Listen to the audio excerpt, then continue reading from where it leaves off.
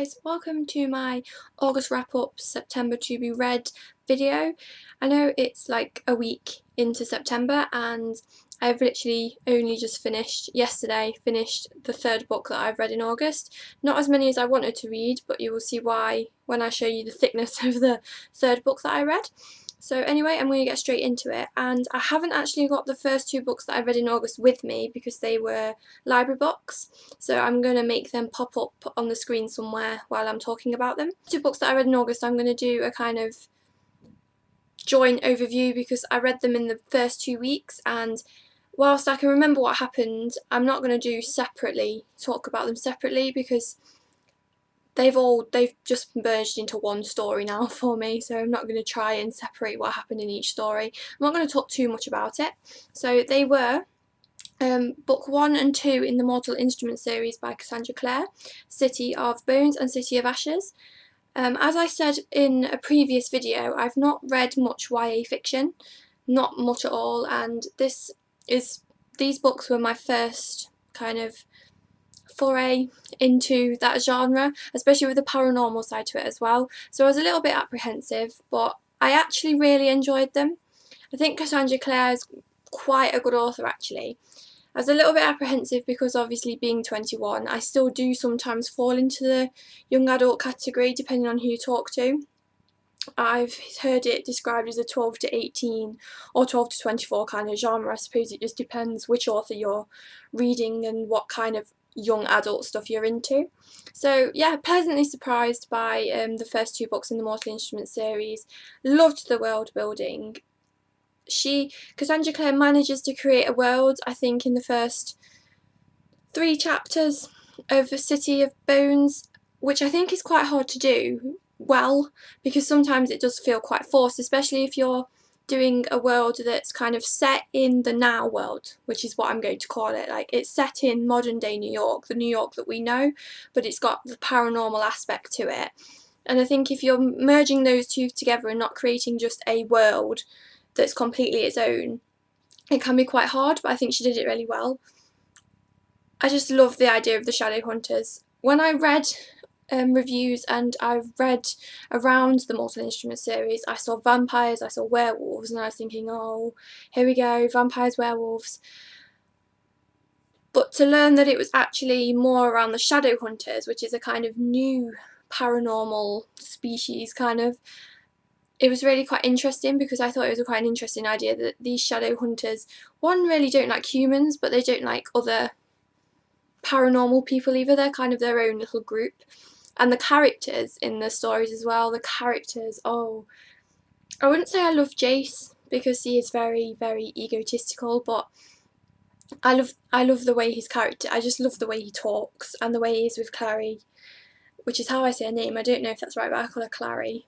I love how he is. Alec, I love him too. Magnus Bane is my favourite character. Just the way he's described and the clothes he wears, and he has this party and there's everything there, and he's just like this really big flamboyant character. I loved Magnus Bane when he got introduced into the story. I really am quite, like, I really do love this series already. It takes me a while sometimes to like new series, especially as I read a lot of series, like series of novels. So I'm always got my head in a world. It's never just a set novel. I'm always in a world with a set of characters that I love and I'm used to. So being introduced to a new set of characters that I'm going to be with for a couple of books and knowing that I like them already is kind of, it's reassuring to me that I like them already, because maybe I'll carry on liking them. The third book I read, and you will see why I've only read 3 books in August, was Diana Gabaldon's An Echo in the Bone. This book is huge. It's got 1087 pages in total. That's not the whole story. You get a bit of background information on characters in a sneak peek of the next book, but it is 1060 something pages, this story. And I think I've already said how much I love this series. This is the 7th book in the series. It's historical fiction, time travel, romance. There's pirates, there's armies, there's fighting, there's love, there's everything.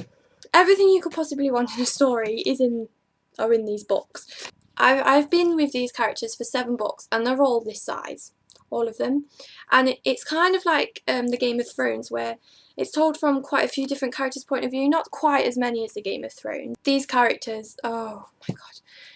Jamie Fraser is a huge, burling, ginger Scottish man who is so romantic and so in love with his wife that he risks his life probably about 6,000 times in here for his wife, as well as what he believes in and for his family. And Claire Fraser, she is originally an English woman from the 1940s, and on her honeymoon, in the first book, on her honeymoon to her husband Frank, she goes through a set of standing stones, like a circle of stones, and she gets taken back in time, and then chaos ensues and she ends up married to Jamie Fraser, and 7 books later she's still married to Jamie Fraser. I had to fangirl about it. I love it, I love it. And Ian Murray. Ian Murray. He spent some time as a Mohawk with the Indian tribes. He's Scots. He's now fallen in love with a Quaker, and oh my god, I just love Ian Murray. There was a part in this book where I thought something bad was going to happen to him, and I was like, no, that can't happen.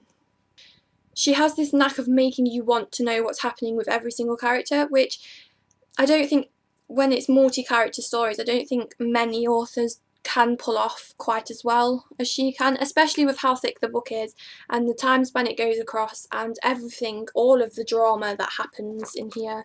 Like, people nearly die about 6,000 times in these books, in any one book, and I don't get bored ever of reading them, and if ever I could request you read something, it would be this series. They are thick, they are very long, but they are very worth the read, and you just need to read them. You really do. So now, finally, on to my September to be read pile. I have 4 books. I did have 5, but I'm going back to uni at the end of September, and I'm hoping to get these 4 at least nearly done by the time I go back to uni. So the first one on my to be read pile is City of Glass by Cassandra Clare. I'm about there, so I haven't read much of it, but I'm loving what I've read so far.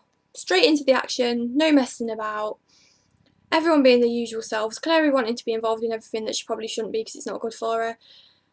I love these books, I do. And the next one is City of Fallen Angels by Cassandra Clare. I was going to order the next one after, which I think is City of Lost Souls, but I wanted to kind of vary my reading pile. But I do have a slight feeling that YA fiction is going to slowly take over my life. After watching many YouTube videos over the past month, I have a lot of YA fiction to buy and to read. But yeah, that's the next one. And then completely going away from YA fiction and anything to do with anything of paranormal, I am reading, I think it's 11/22/63 by Stephen King. I've not heard of this book before I saw it. I was in Tesco and they do books 2 for £7, and I just thought, oh, that looks interesting, especially because it surrounds JF Kennedy and his assassination. The plot is, I think, that an English teacher, in 2011 it says, Jake Epping, an English teacher from Lisbon Falls, Maine, sets out on an insane and insanely possible mission to prevent the Kennedy assassination. So basically this guy's going to go back in time, I think, which, time travel again. Yeah, the guy's going to go back in time and try and stop the assassination, and I'm guessing he's going to come into contact with Lee Harvey Oswald, because I am quite interested in American history, so that's that one. And the last one is Before I Go to Sleep by S.J. Watson. I've heard of this one. Again, I got it on the 2 for 7 offer. I'd heard of this one before I saw it on the shelves, and I've heard mixed reviews on it. I've heard good, I've heard bad. It sounds like an interesting concept, the fact that this woman loses her memory every time she goes to sleep, and she's got to rely on someone to tell her life when she wakes up, and whether this person is actually telling her the truth or not. It's an interesting concept to me because I think memory is so important, and to lose all of your memories every time you wake up and not know who you are and not know where you are is a scary thought, and then to be able to put your trust into someone to say this is your name, this is who you are, that's a big trust to put into someone. So I'm really interested to see the concept of this and whether or not it's going to live up to my expectations. I don't really read much crime thriller either, so I'm kind of branching out because of BookTube, which is good. So that's the last one. As I said, I was going to do more, but I go back to university on the 24th of September, so hopefully I'll be at least nearly finished with the Stephen King book or on before I go to sleep, before I start uni. There will be a university book haul coming. I get my student loan on the 19th of September and I've got to spend about 60 quid on books straight away, so there will be a bit of a book haul coming, but it won't be books that I've bought because I've wanted to buy them. They're going to be books I've bought because I have to buy them.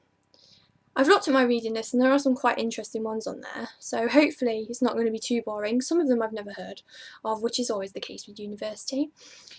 But yes, that is my August wrap up, September to be read, and I shall see you next time.